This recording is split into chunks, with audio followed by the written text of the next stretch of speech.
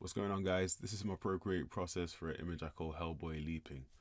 Now, the only reason that intro is like that is because I started this out in iMovie, but because I have dropped my iPad, and this was a while ago, it doesn't really use voice functions well. So I have to kind of send these files to my Mac and then use Premiere to edit them because I can't voice over on my iPad. So it's a strange situation, but overall I'm working through it. Plus it gets me in Premiere more often. I do freelance as a graphic designer, so I do some video editing as well. So it's not really an issue, but overall that's the only problem I've been having, and that's why. But it when I try and go on like an app that requires me to use video and audio at the same time, a lot of the time it just doesn't work unless I put it at like a very strange angle, and it's like not often, it doesn't often work. And I like to like record my like voice notes and stuff so I can remember certain things or certain ideas I have, and I can't do that on the iPad. So I'm editing these on Adobe Premiere because I can't use iMovie.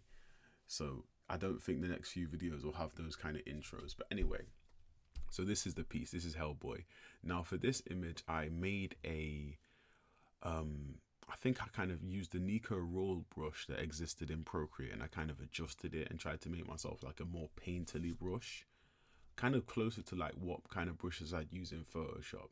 So as you can see right now, I haven't really given the proportions and that much thought. I'm just kind of going in and putting down my overall composition in straight in paint. I had a little sketch first, and the sketch was good enough, if you ask me, to kind of go straight into paint and start thinking about forms and all that kind of good stuff. And if you can see me doing these little brush strokes over the top, that's me kind of messing with different brushes, trying to find the right brush.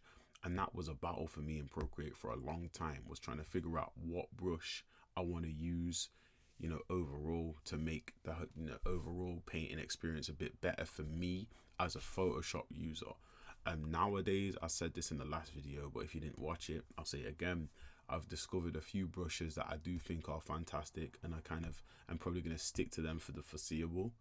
And I have different brushes that I've made, and some that I've bought, some that I've downloaded for free. But the overall ones I think I've made for me work a lot better than the ones I've got off other people. I don't think a lot of these packs are really for me.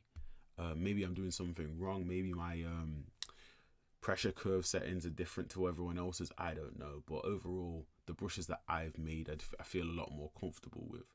Now as you can see, what I'm doing is basically just rendering. I'm just adding details. I'm just going in and adding kind of pieces of light in and adjusting his jacket and changing, using liquify. I'm adding little things like eyebrows. Like, to my knowledge, Hellboy doesn't have eyebrows, but I thought let me add some, but I'm not sure if I keep them in the final version. I haven't looked at this piece for so long. To me, this is one of the pieces in Procreate that I'm kind of most proud of, to be honest. I do like it. Usually I don't like a lot of the stuff I've done in Procreate in comparison to other things, but I don't do that many illustrations. I don't do that many images that are that rendered nowadays. I'm more of a guy that does a lot of speed paintings, and that isn't necessarily a good thing, but that's just me noting that when I do something that is a little bit more polished, I am quite happy with it. And I'm not one of those artists that doesn't like their own art. I do in fact like my own work. I do think I need to improve a lot of things, but I cherish my own work, because I really feel like, I've put a lot of time and energy, and I've sacrificed a lot to kind of make my art work. Now in this process, I'm not sure if this is the finished process, because I think I might have exported the Hellboy file to a different file, but I end up fixing that chest. So if you look at the pectoral with the arms going up, right, the pectoral should also be stretched upwards, and I just didn't see that until I finished the piece. So in a different version, if you go back to the start of the video, his pectoral kind of goes up more towards where the arms go in. Right now it's kind of like the arms is free flowing and the arm and the pectoral are separate, and that's one of the things that bugs me about the piece in terms of like on the video. But other than that, I did enjoy the piece. I do like the way I painted it. I do like the techniques I used. I kind of brought in a lot of my old Photoshop techniques. I did a lot of kind of like, I changed the color balance and then I erased away what I didn't want to get color variation, and and I tried a lot of different things, and you know, I made a lot of new brushes. You know, I remember I spent a few hours on this. It wasn't that long. I think it was 4 hours and something overall. But I remember sitting down and just committing to just one piece, and that's something that, you know, artists need to do more of. And I think that's something I need to speak about on my next video, is art commitment, actual committing to your piece. But anyway, guys, thank you for watching. I'll see you guys in the next one. Peace.